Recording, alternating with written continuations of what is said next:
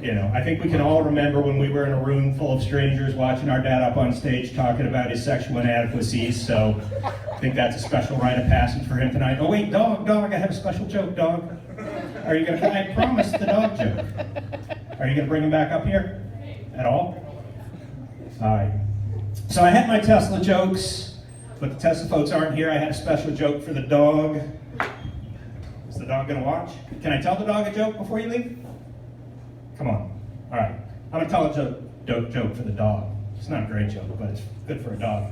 I don't know. I'm not really working right now, so I spend a lot of time at home, supposedly planning to work again. Maybe training to become an SAT tutor. I'm working on my comedy. I'm doing different things. But I have a cat. I live with a cat. And I'm finding that a cat is kind of like having a pothead roommate, you know, when you're trying to be productive. You know, because I get up in the morning, I'm thinking I'm going to have a nice productive day. I'm going to do a lot of work. I'm going to study math and reading and become a great SAT tutor. And then the cat hops up on my lap in the couch and just purrs and looks at me. And it takes about 3 seconds. I'm napping with him for 4.5 hours. So it's completely unproductive. He's not at all like a dog. That was it. It wasn't a great punchline, but it was for you. All right, very appreciative. Thank you, dog. Yeah, so I was oddly confident. About tonight going into it. Not so much now, but we're gonna do what we can do. My name is Scott Bogartz. I call myself the Einstein of love. That's because if you really focus on the fact that time and space are relative, I can give you 10 inches and I can make it last for hours. Hopefully the software developers got that there in the back. Let's see what else we can talk about here. So I went to Fort Smith, Arkansas last week for a comedy competition. It was really a brilliant financial plan on my part. It was about a $600 trip when the airplane and the car and the hotel. I had to beat 15 other people to win the competition, in which case I would have won $200. Which I think, on enough volume, I think that would really spark my career going. I don't know, my financial advisor is here, so I don't know, what do you think about that? I've got one other financial question, and then I'm going to leave you alone. Kind of hankers back to what Brian was saying. Actually, because I've been thinking about getting a vasectomy, you know, and I thought that's another thing was appropriate to discuss in front of my son and a bunch of strangers. But you know, there's a couple angles to it, right? There's the pain and everything, but then there's the financial commitment, you know. So I guess what I wanted to ask my financial advisor is, does it make sense financially, you know, to spend that money if it's going to save me about 10 pairs of socks a month? They got it. Combine that with his joke earlier, and you put it all together. I'm very intimidated by teenage girls. The amount that they said no to me in high school. So now when I look over there, I just go, I can go.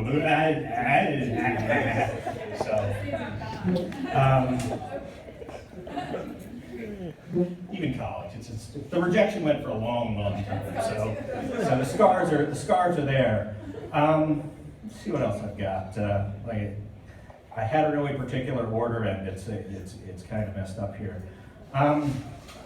Politics. We're in, thank God we've got only a couple weeks left till the election, which is. I thought it was 28th November.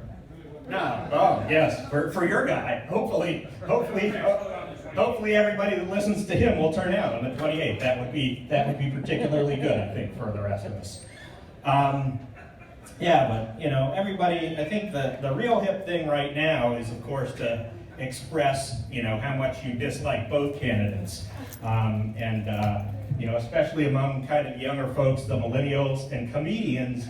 You know, the libertarians are a big thing among the comedian set, which, you know, I get to a point. I mean, I'm as big a fan of drugs and hookers as the next guy, but when you get past that, the libertarians start to run a little bit thin. They're kind of, any problem, you know, that's bigger than drugs and prostitution, they're kind of like, well, that's too difficult of a problem. We can't deal with it. You know, fuck it, we give up. Which I think if they were going to be running to rule France, I think is an acceptable attitude. But you know, this is the United States of America. We don't just give up on stuff. Where was that one going to go? I had an ending for that, and yet I've forgotten it. Yeah, I don't know where I was going to go with that one, other than libertarians would be better ruling France than they are ruling America. You know, again, I had all this Tesla material produced. I was going to talk to people about getting speeding tickets driving the Tesla. I got 2 speeding tickets driving my Tesla. Like the first one, 2 weeks after I got the car. And the frustrating thing is they weren't good speeding, right? You know, I've never like driven 120 on the highway. Not that I would, son. You know, because I got these 2 cheap-ass little tickets driving, you know, 60 and a 45, you know, at the town limit between Duluth and whatever the fuck is north of Duluth. You know, it's like when you cross warlord territory in Somalia. They have the checkpoint set up. You know, we vote these little towns, different little cities all over, you know, to basically keep our taxes from going to where brown people live, and then find out that we have to raise more money, so we have checkpoints. Political rant there, but you know, so I've gotten my first ticket I got was at one of these places like 2 in the morning. I had been the responsible guy. I stayed at a company event, stayed sober, drove people home. And I'm driving home, and I get pulled over, and cop pulls me over, policeman pulls me over, and walks up behind the car, and the car has a big screen, like an iPad, like this big in the dashboard. And he walks up, and he's a nice enough guy. He looks at it, he goes, "Wow, that's a cool car. That's a lot of technology. That's a lot of stuff on that big screen. Does it have a speedometer?"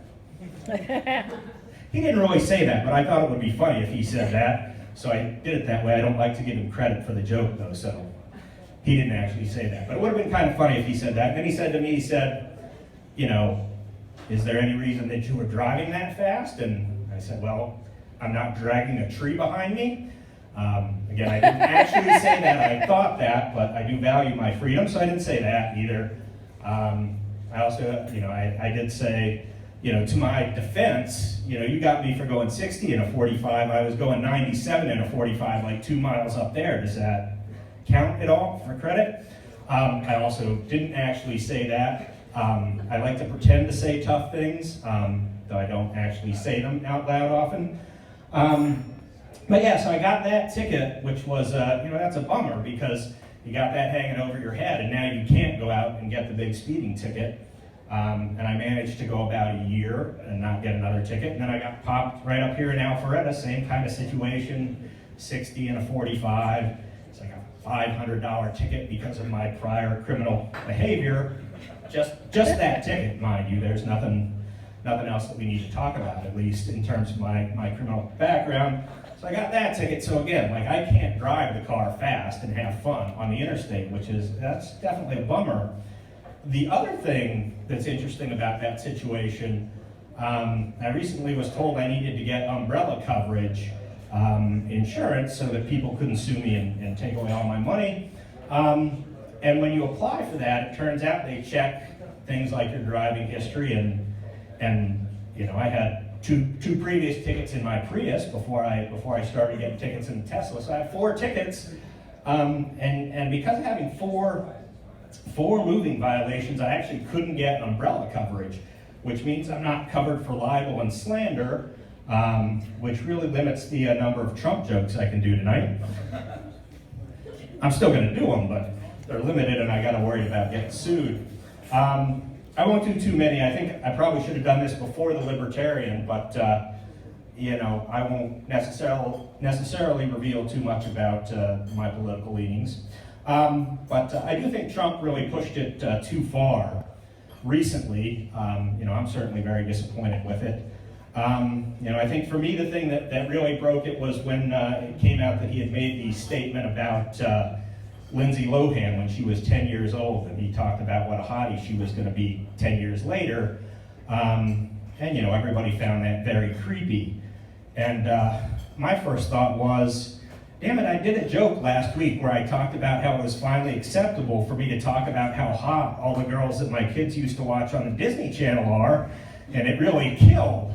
And now that's going to be treated as inappropriate, which I was terribly disappointed in. I think what made it even more painful was that was right around the time that that girl Bella Thorne came out as bisexual, which is certainly something I wanted to explore a whole lot more. So that's really complicated this time for me.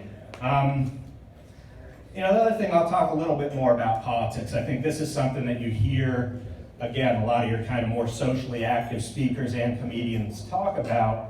We hear a lot of this theme about, taking the country back and going back to the good old days and that sort of thing. And you'll see a lot of comedians and a lot of people come up and they'll try and kind of gently make the point that the good old days, maybe weren't so good for everybody, like minorities or gays or women. And so maybe we can all kind of see how, saying we want to go back to the good old days isn't great.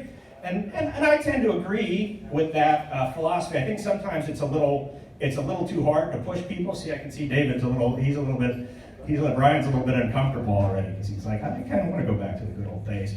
So what I find that works out here and that works, in my neighborhood especially, instead of trying to take people back that far, I just say, well, imagine if somebody took you back 2 years and you couldn't buy alcohol on Sunday. And that kind of drives it home for people in a little bit safer way. So just something to think about when people talk about going back to the good old days. You couldn't get your alcohol. Let's see here. So I did the Fort Smith. Again, Tesla stuff, lots of Tesla stuff. It just isn't going to go well. This is just kind of a modern car joke. It was Tesla specific, but it's really all the modern cars. You used to have, when we were growing up, you had the radio or maybe a cassette, and you played your cassette and you listened to all the shitty songs on there. And if you had a guilty pleasure song, you heard it when it was on the radio, but you didn't really have it in your possession because you weren't going to spend $13 on a cassette to hear that one damn song.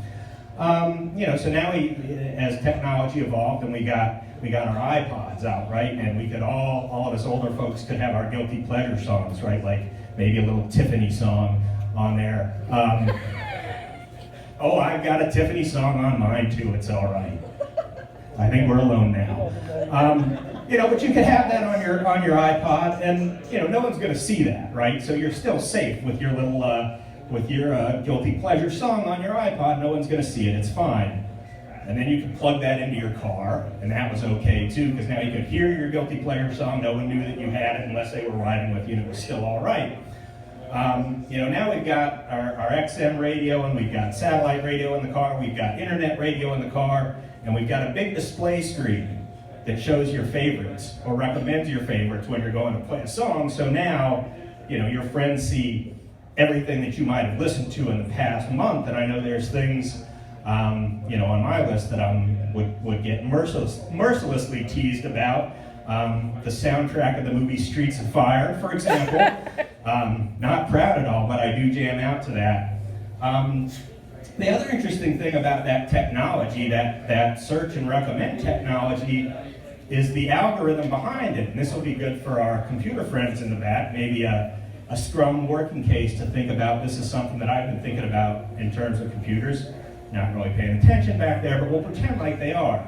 I think that algorithm, it's a fascinating topic of how do I predict what kind of music you like by the other songs that you've picked, right? Is it the artist? Is it the way the beat works? Is it the words? And I think what we do right now is there's very broad categories of how that music works. I've got right now on my channel playing, I listen to an Indigo Girls song, and I like the Indigo Girls, That doesn't mean that I like every lesbian folk singer, but that's what the car seems to think. It's been cranking them out. It got Melissa Etheridge in there. I also don't mind Melissa Etheridge. It's got Joan Baez.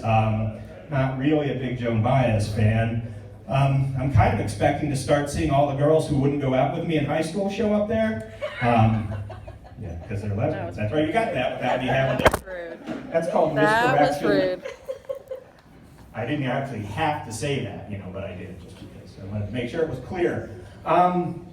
So that's something. So Scrum people in the back, think about that maybe as a group Scrum project. You could design the perfect music matching algorithm, and you'd have the new killer app for that. And you could probably design a music hiding algorithm so that you could just quickly turn that into death metal on your thing, so when your buddies get in the car, that's not the Indigo Girls, that's Iron Maiden.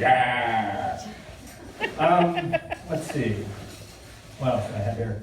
Oh, so this is a little more personal information. You okay with me doing personal information, Nick? This one's not about you. I have one more about you, I might end with it. So my father-in-law has been staying with the family. He actually just moved from North Carolina down to here. He's moving into an older, an apartment. It's not an old folks home, but it's an apartment where older people live, and then as they get older and they need a nurse, maybe they can stay there, and then if they get really older, they can stay there. So he's moved into that place. He has Alzheimer's or dementia, not fully in effect yet, but it's there and it's developing, and of course that's nothing to make light of. I'm going to, but it's nothing to make light of. But he's doing pretty good. His short-term memory is going. You'll sit with him and you'll have the same conversation 8 times in 20 minutes. But he can remember his childhood best friend. And now some of his medium-term memory is going, and I'll give you an example. We spent a lot of time together watching Law & Order SVU on the USA Network. Again, I don't know if any of you other people are unemployed or have been unemployed, but there's a whole lot of Law & Order SVU on the USA Network, and he and I would sit and watch together, and he would say to me sometime at the beginning of the episode, he'd say, what's amazing? I watch this all the time, and I have never seen a rerun. And then, yeah, because again, if you're like me and you're not employed, you realize in a week you see reruns on the USA Network. So we'll sit there, and the first commercial break will come on, and we'll come out of the first commercial break, and I'll say, you know what is amazing? I watch this all the time, and you never see a rerun. And I'm like, yeah, Bob, that is pretty amazing. But a lot of the books say what you got to do, what you want to do with people as this is happening, you got to keep them entertained, you got to keep them thinking, you got to keep them laughing, keep those positive chemicals flowing through the brain. So I'm a nice guy. I'm gonna try and do that for my father-in-law.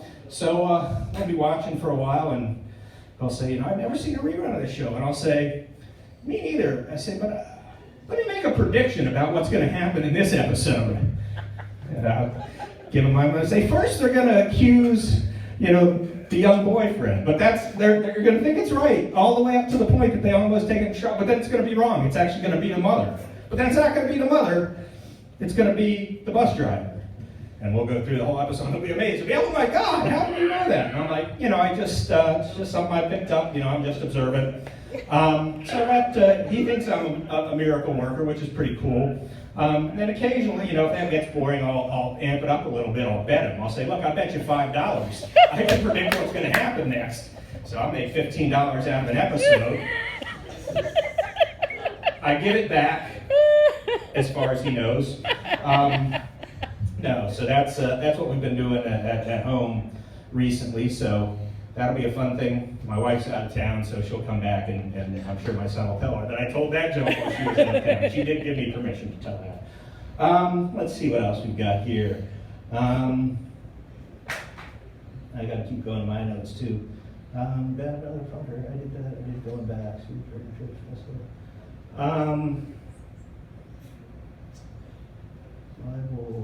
So I've done most. Let's go back to the music. I'll do a couple things. I think I'll close with music. Since my son's here and we're having so much fun with him, I think this is a pretty good story. I borrowed his hat the other day. He's got a hat on there. He likes his hats. Got a lot of hats, the boy. I needed a hat the other day. I didn't have mine, so I borrowed his. And he kept a little bit of an attitude with me.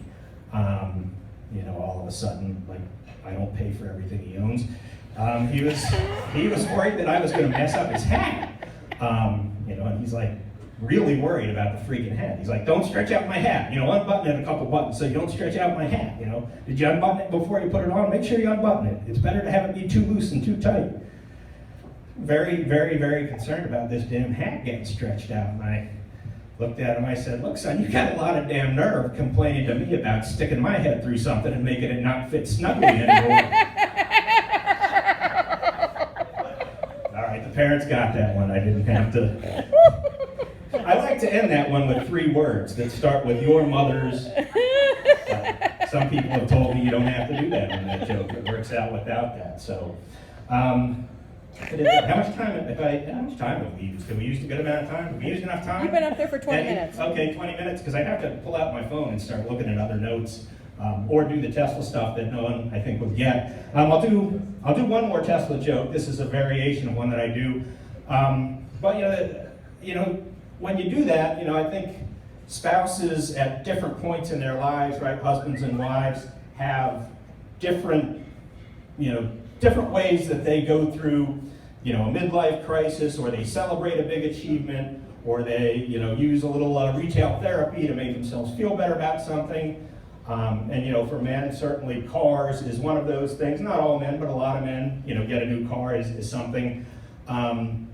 And, you know, a lot of wives are not that supportive of that, right? And, you know, so that can cause a lot of conflict in a relationship. I'm very thankful.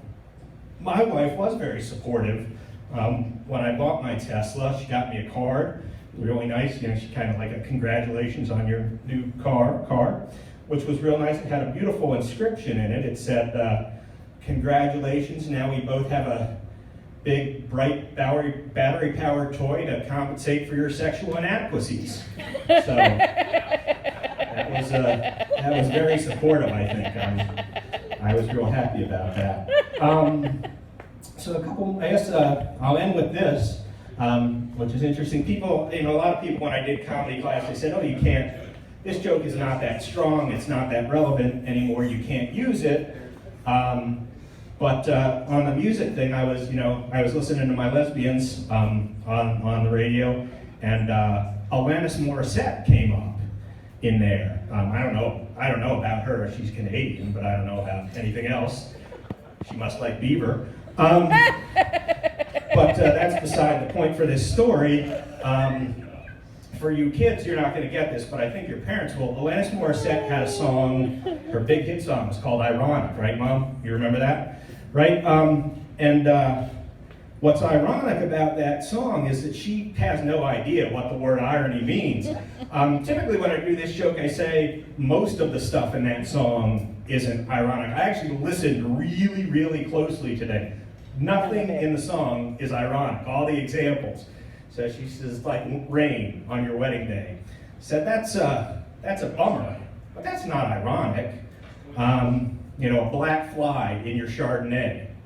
That's just protein, right? And she says, a free ride when you're already late. I'm not, you know, now you're just looking for something to complain about. That doesn't even make any fucking sense. So, you know, that song is kind of a whiny song when you get right down to it. And, you know, you like to think about, put yourself in other people's situations. So I'll tell you, there was a race car driver. His name was Dick Trickle. Joe Theismann got the endorsement deal for Super Beta Prostate over him. That's irony. Thank you very much.